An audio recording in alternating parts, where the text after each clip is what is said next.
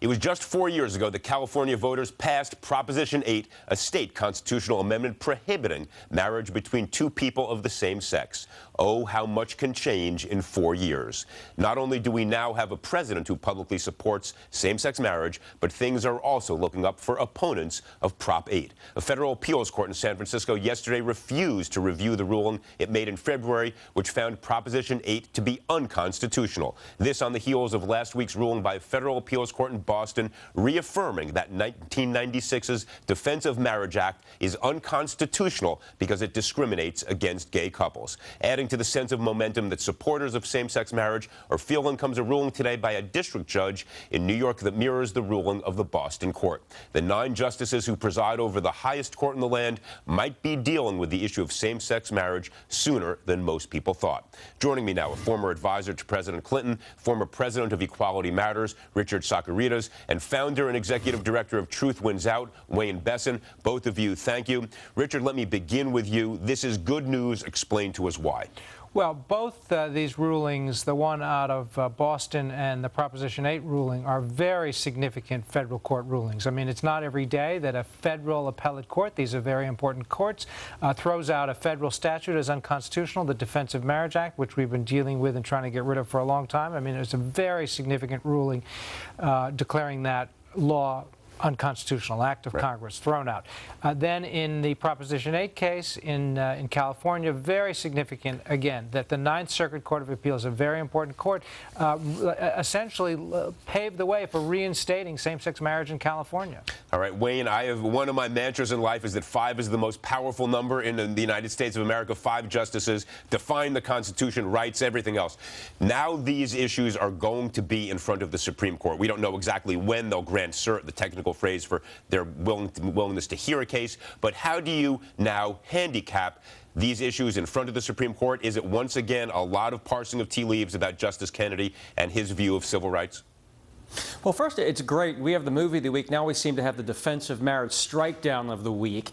And I think it really does all come down to Kennedy. All eyes are on Anthony Kennedy. And I believe the Supreme Court's probably going to punt when it comes to the Proposition 8 and not go for the wider ruling, which would strike down all the anti-gay marriage laws across the country. But I do think that the Defense of Marriage Act, particularly the part where if you're married in a state, that you won't get federal recognition for that marriage, I think that part will be struck down by the Supreme Court. There's no rational basis for it. This is about protecting prejudice and defending discrimination. It doesn't defend the family and it doesn't protect the family. So I don't understand how on earth they could keep such blatant discrimination that's so clear. Now 54% of Americans are in support of marriage equality, so they don't even have that argument on their side. Am I right, Richard, that in a way the case that comes out of Boston, which says that on equal protection grounds, you cannot look at one couple, a man and a woman, and another couple, 2 men, and say, we recognize this for purposes of tax laws, inheritance, etc., but not that one.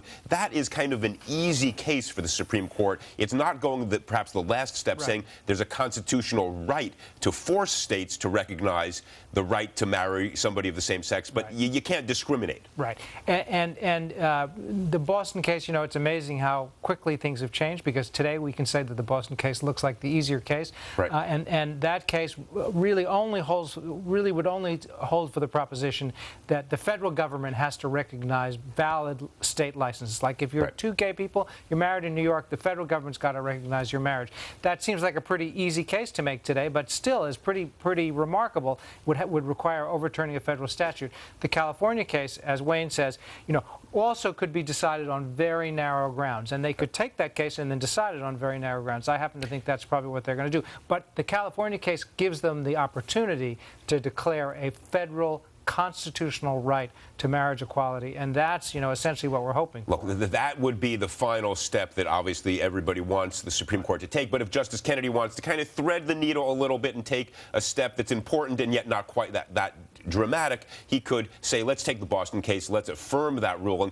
But Wayne, let me ask you this, especially after the outcome of the Wisconsin vote yesterday, where people are now all sorts of second guessing, gee, did we pick the wrong fight? Were we premature? You know, there's always the Monday morning court quarterbacking. Is there any risk that somehow these cases are getting to the court too soon? When you look back at the sort of many decades it took to get to Brown versus Board of Ed, there was a very careful pacing. Any hesitancy now that maybe this is too soon and Kennedy won't quite be there?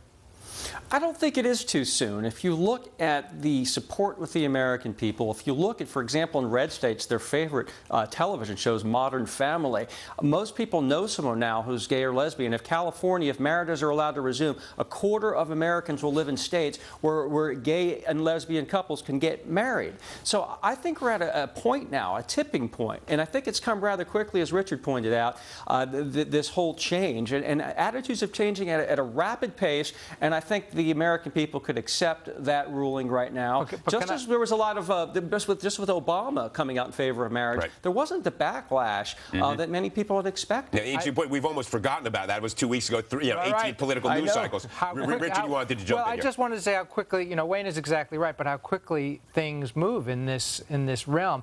I mean, remember that these cases probably will not get decided for another year.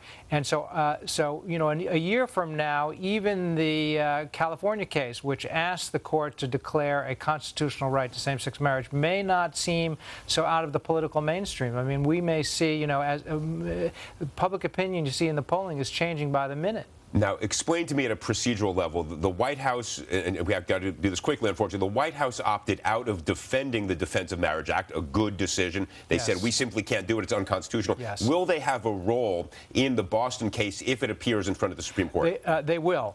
They will be asked, because a federal statute is called into question, the constitutionality of a federal statute is called into question. They will have to come forward and make their case for or against, and they will make a case on behalf of gay rights advocates saying that that statute is unconstitutional. The real question is, do they come in also on the Proposition 8 case? I think they will, because I think they want to be heard on it. But again, very quickly, they could use the Proposition 8 case to make the more dramatic case that there is, in fact, a constitutional right to same-sex marriage. Yes, well, I don't think President Obama's Justice Department will make that case, but others will make it for him. To a certain extent, depends whether this happens before or after the election. I hate to put it in political terms, but there might be some risk to that. It's definitely going to happen after the election. All right. Former president of Equality Matters, Richard Socarides, and founder and executive director of Truth Wins Out, Wayne Besson. Thank you both for your time tonight. Let's hope progress continues in the same direction it's been moving recently. That's Viewpoint.